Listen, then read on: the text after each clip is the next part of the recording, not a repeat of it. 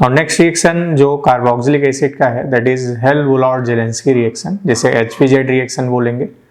HBZ reaction में carboxylic acid के alpha carbon का हेलोजिनेशन होता है। ये मैंने कार्बोक्सिलिक एसिड लिया RCH2COH, इस पर PX3 का रिएक्शन एक्वस मीडियम में करा दिया, तो इसके अल्फा कार्बन पर आप देखें यहाँ पर हेलोजन आ गया।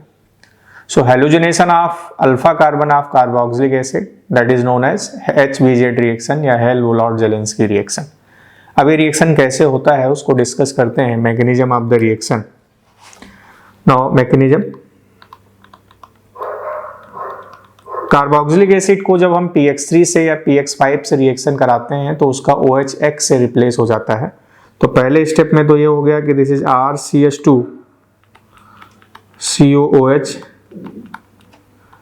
इस पर PX3 का रिएक्शन करा दिया तो बन गया RCH2COX।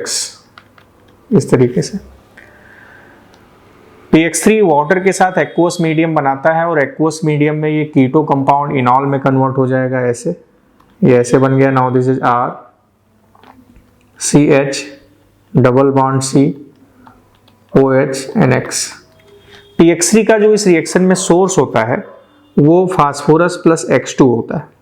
तो हेल-वुलार्ड-जेलेंस्की में PX3 या phosphorus plus X2 in aqueous medium में लेते हैं, यानी मेनली फास्फोरस प्लस X2 ही होता है। अब ये जो एल्कीन बना ये X2 से जाके रिएक्ट कर लेता है। X2 इसके कांटेक्ट में आने से पोलराइज हो जाएगा, एक पे X पे पार्शियल प्लस और एक में X पे पार्शियल माइनस, इस तरीके से। O पर लोन पेयर इलेक्ट्रॉन है ये ऐसे। अब O का लोन पेयर इलेक्ट्रॉन इस पे ऐसे शिफ्ट हुआ, ये पाई बॉन्ड इधर आके अटैक किया माइनस के फॉर्म में, X माइनस निकल गया। अब ऐसे बन गया कि now this is RCHX, this is C double bond O पे plus and this is X, ऐसे हो। अब जो X माइनस निकला था वो X माइनस इस H पर अटैक कर देता है, ओवरऑल HX निकल गया, this is minus HX। Now we will find कि this is RCHX and this is COX, ऐसे बन गया। अब एक्वस मीडियम में जो वाटर है वो जाके इस कार्बोनिल पर अटैक कर देगा, क्योंकि कार्बोनिल पर इलेक्ट्रोफिलिक कैरेक्टर ज्यादा, क्योंकि इस O पे माइनस है C पे प्लस है, ये इस पर जाके अटैक किया, यहाँ से X माइनस निकला, ओवरऑल HX निकल गया। Now we will find product like this, this is RCHX, this is CO and OH। तो दिस इज हेल-वुलार्ड-जेलेंस्की रिएक्शन। अब जैसे मैं कोई कार्बोक्सिलिक एसिड और लूं, जैसे मैंने CH3 CH2 COOH ले लिया, इस पर फास्फोरस प्लस Cl3 का रिएक्शन करा दिया, या मैं इसको PCl3 भी लिख सकता हूं इन एक्वस मीडियम। तो अब इसके अल्फा कार्बन का क्लोरिनेशन हो जाएगा। Now the product of reaction is this is COH, और इसके अल्फा पोजीशन पर ये Cl आ जाएगा इस तरीके से। जैसे मैंने एक कंपाउंड ऐसे ले लिया, दिस इज COH, इस पर फास्फोरस प्लस Br2 का रिएक्शन या PBr3 का रिएक्शन करा दें एक्वस मीडियम में। Now the product of reaction is this one, this is COH, उसके अल्फा कार्बन पर ब्रोमीन आ गया इस तरीके से। अगर मैं एक कार्बोक्सिलिक एसिड ऐसे ले लूं, दिस इज PHCH2COH, ये phosphorus plus I2 in presence of H2O।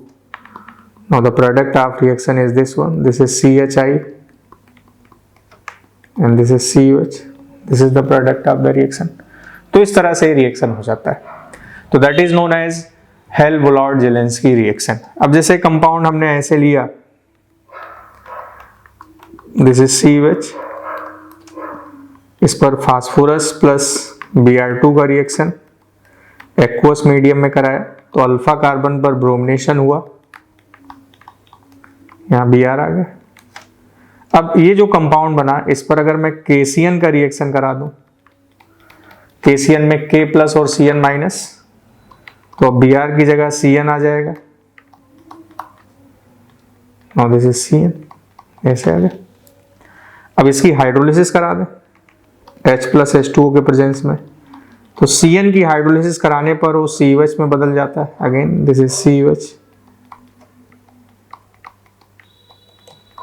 अब इस पर हीट का इफेक्ट पूछा जाए, now this is 1,3 diacid, एक ही कार्बन पर 2 COH हैं, तो हीट करेंगे तो एक CO2 निकल जाएगा, दिस इज 1,3 डाई एसिड। आप देखिए, this is carbon number 1, this is carbon number 2 and this is carbon number 3। 1,3 diacid को हीट करने पर एक CO2 निकलेगा। Now the product of reaction is this one, this is CO and OH, और ये H यहाँ पर आ जाएगा, this is the product. So this is the application of HBZ reaction, और इसी तरीके से ये हेल्व-वुलार्ड-जेलेंस्की रिएक्शन प्रोसीड होता है, जिसमें कार्बोक्सिलिक एसिड के अल्फा कार्बन का हेलोजिनेशन होता है।